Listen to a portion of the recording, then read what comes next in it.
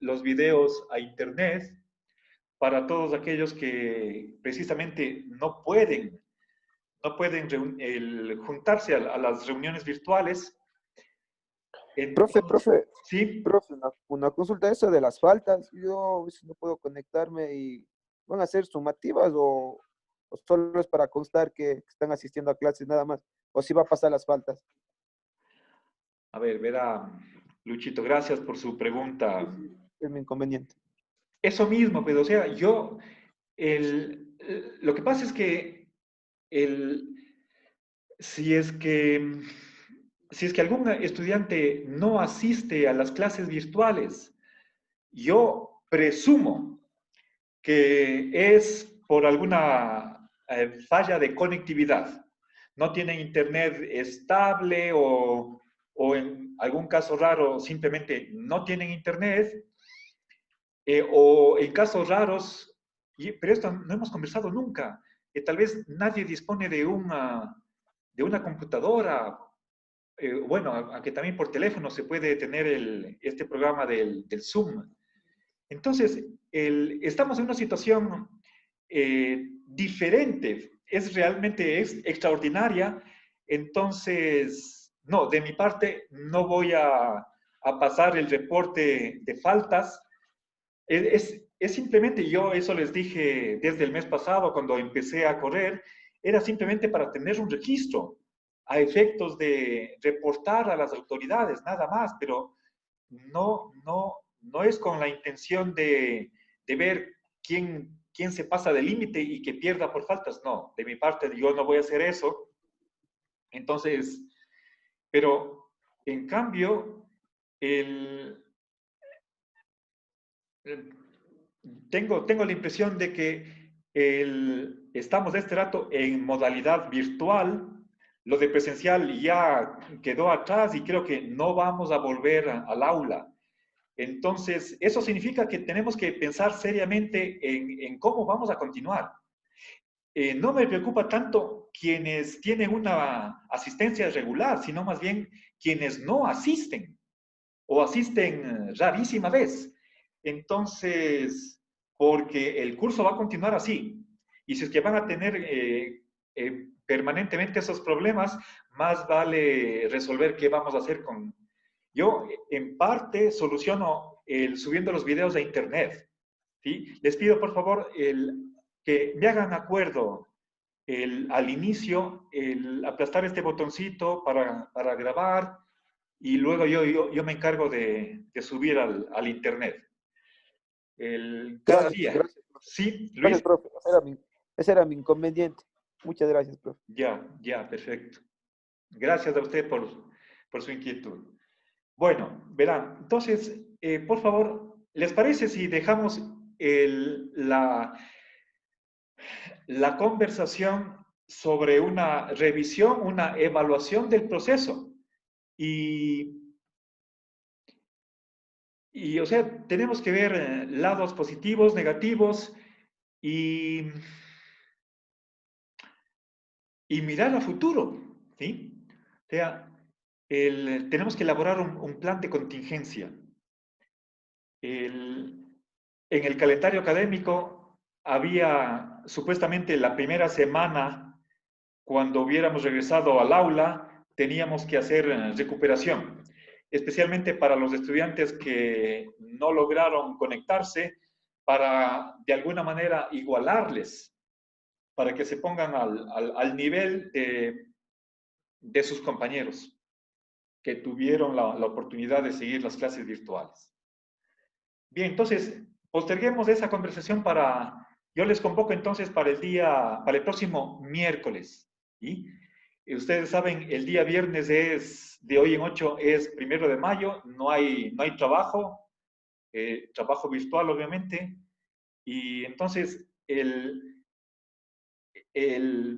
la resolución del Consejo Universitario es que de lunes a jueves se hagan estas jornadas académicas de evaluación, reprogramación. Habrá que revisar los sílabos, tal vez cubrir solamente la parte esencial y retomamos el sistema de evaluación que está vigente. Va a haber dos aprovechamientos, el examen interciclo, aprovechamiento 1, el examen interciclo de 20 puntos, luego aprovechamiento 2, todavía no está fijado cuántas actividades deben ser obligatorias para cada aprovechamiento. Obviamente no pueden ustedes jugarse 25 puntos de una sola actividad. Mínimo tendría que ser unas dos actividades. Y finalmente el examen final de 30 puntos y también el de ley, el de suspensión, para quienes no ajusten o no pasaron con 12 en el final o no ajustaron los 60.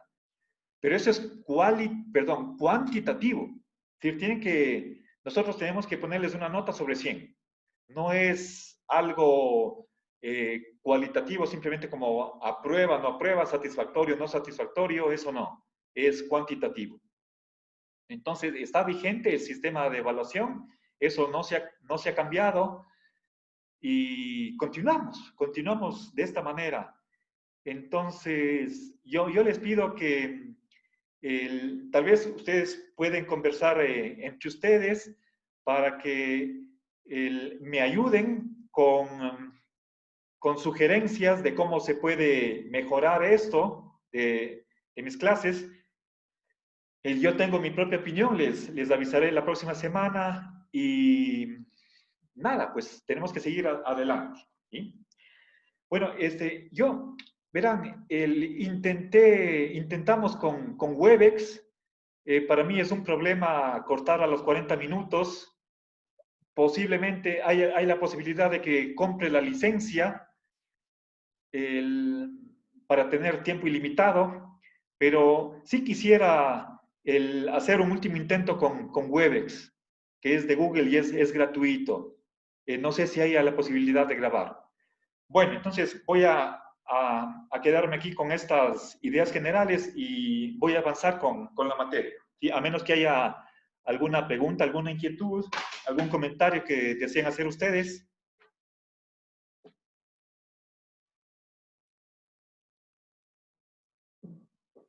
No, bueno, entonces, bien. Verán, entonces estoy exponiendo el capítulo 3, sección 1.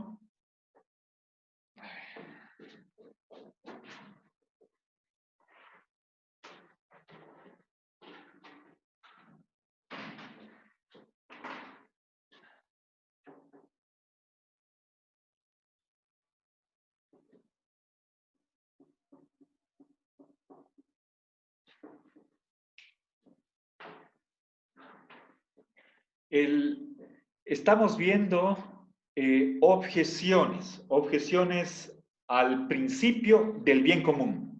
Y la primera objeción tiene el título de el trilema. El trilema.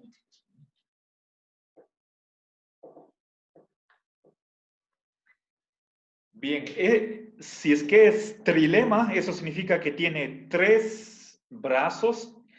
En realidad no es una sola objeción, sino como 3 en 1.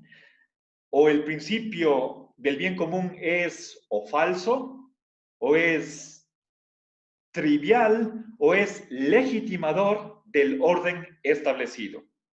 Entonces,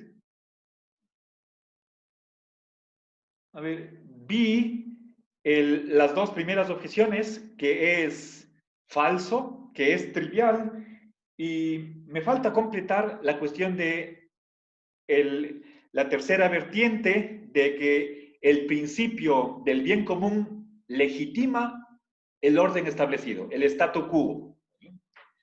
Entonces, a ver.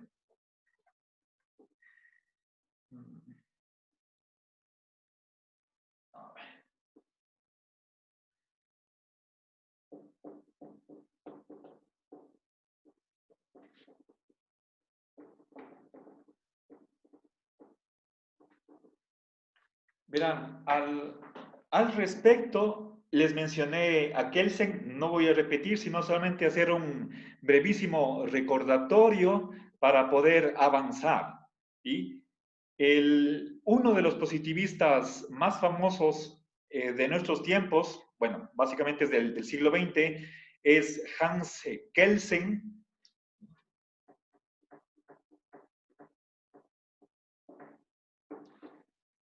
Él es just positivista. Él, a ver, perdón, este rato voy a poner la pantalla correcta para que se vea solamente, ya.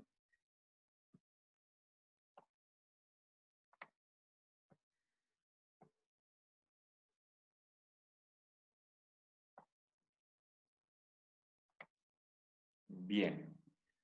A ver, les decía, Kelsen es just positivista y él, como todo just positivista, cree que los valores, los derechos, en general, bueno, un positivista, digamos, ortodoxo, la moral, todas esas tres cosas, valores, derechos, la moral, quedan fuera, son extrajurídicos y no pueden, ninguna de esas instancias, limitar el contenido del derecho. Para Kelsen, entonces, un conjunto de normas que sigan el procedimiento de la elaboración de las leyes, estoy hablando de la legislatura, el trabajo de los legisladores, tiene vigencia jurídica. Por lo tanto, de ahí se sigue que el derecho nazi, ¿sí?, aquel que tuvo vigencia en tiempos de Hitler, era jurídico.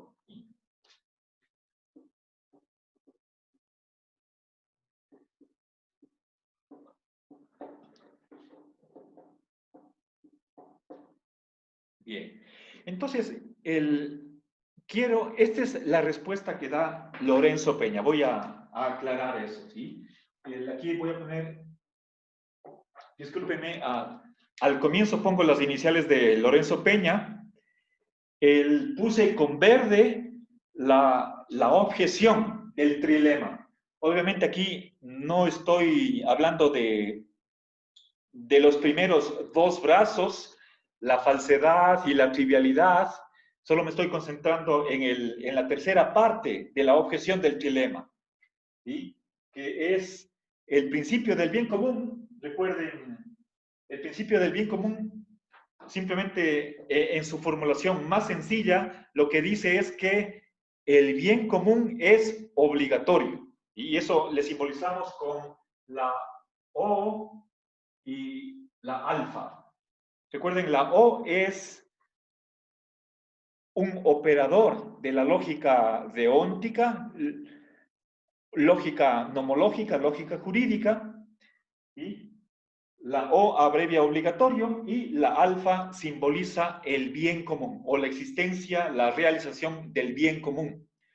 Entonces, el principio del bien común lo que dice es que el bien común es obligatorio para todos, empezando por el gobernante, el legislador, los jueces y finalmente para el común de la gente, para todos los particulares, los individuos.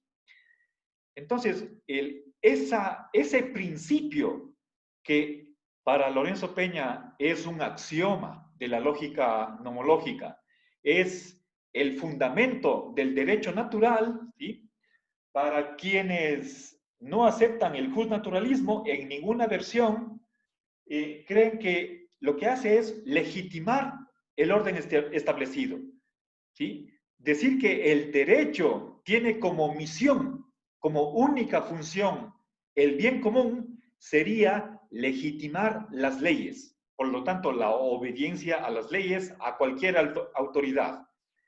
Frente a esa acusación, ¿qué dice Lorenzo Peña? Que más bien esa acusación de legitimar el orden establecido, más bien corresponde al just positivismo. Y es dentro de ese contexto que Lorenzo menciona a Hans Kelsen como just positivista, uno de los, digamos, de los tres filósofos jus positivistas más grandes del siglo XX. Entonces, para Kelsen, el derecho que estuvo vigente en tiempos de Hitler, sabemos que su sistema, su régimen político era tiránico. En otra ocasión veremos las características. En realidad, Lorenzo Peña menciona 15 características de lo que era el fascismo, en general, todo fascismo. Por lo tanto, también el de Hitler, el del nacionalsocialismo, con tal que los legisladores de su tiempo, estamos hablando de los primeros años de la década de 1930, antes del ascenso de Hitler al poder, las leyes con las que funcionaba o bajo las cuales funcionaba el régimen hitleriano fueron emitidas, decretadas, siguiendo leyes, siguiendo un procedimiento que estaba en la normativa. Es decir, esas leyes jamás fueron, jamás se apartaron de lo que son las reglas de la legislatura y por lo tanto cobraron existencia de acuerdo al propio derecho.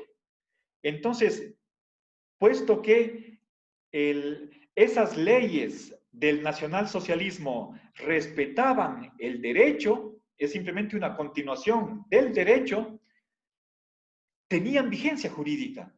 Esa es la posición de Hans Kelsen y por lo tanto lo que dice Lorenzo es que esta acusación de que el principio del bien común es legitimador, más bien se aplica no tanto a su justnaturalismo, sino más bien va en contra del positivismo. Bien, y una segunda razón que da Lorenzo en contra, una segunda respuesta en contra del tercer brazo del trilema es su concepción de lo que es el esencialismo jurídico. Voy a escribir en la pizarra esa palabra.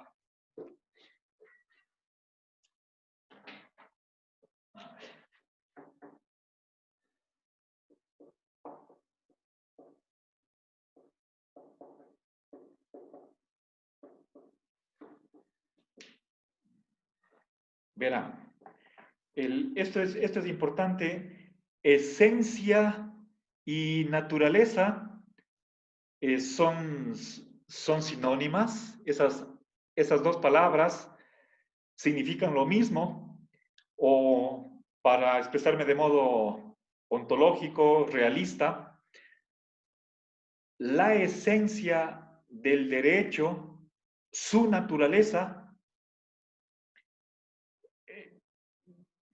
es la lógica nomológica. Eso es algo real, no es invento. ¿Sí? Más bien se descubre esa lógica. Está en todo ordenamiento jurídico humano y no humano. Ahora, para Lorenzo, una cosa es la esencia del derecho, otra cosa es su existencia.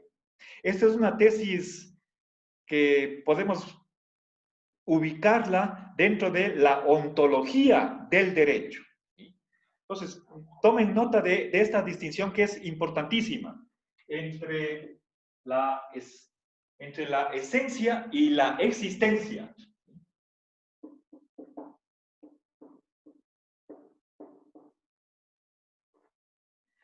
Estoy hablando del derecho. Sabemos que la esencia del derecho es la de servir, la de tener como función, como propósito, como finalidad, el bien común, el bien de todos, el bien de la sociedad. Eso es una tesis con respecto a la esencia del derecho. Y noten que esto es algo que se repite una y otra vez. Cuando hablamos de esencia, tengamos presente que estamos hablando de el fin del derecho, es decir, el para qué, ¿sí? El por qué, para qué, la razón de ser, más o menos se toman como sinónimas. Voy a simbolizar con la omega mayúscula. Ese es el fin. Omega sabemos que es la última letra del alfabeto y por eso la utilizo para representar el fin en el sentido de telos, ¿sí? El para qué. La esencia del derecho es el bien común. En cambio, eso no quiere decir que todo ordenamiento jurídico existente en cada sociedad ejemplifique o esté plenamente, de modo perfecto, cabal, acabado, esté a favor del bien común. Entonces, la existencia de los ordenamientos jurídicos está degenerada, es una existencia que en parte entra en contradicción con su esencia, ¿sí? Esta es la siguiente tesis que es muy importante. Una vez que establecemos la diferencia entre esencia y existencia, la esencia es algo puro, en cambio, la existencia está mezclada. La existencia a veces se aleja, se aparta de su esencia, ¿sí? Por lo tanto, son dos cosas que están separadas, obviamente no totalmente separadas, eso no, jamás. La existencia la existencia del derecho tiene una esencia que de alguna manera, en alguna medida, se ajusta a su esencia, ¿sí? Voy a detener aquí el programa. Bueno, estoy en menos de un minuto, se apaga. Entonces, inmediatamente les mando el nuevo código y avanzamos por lo menos 10 minutos más. Gracias, hasta luego.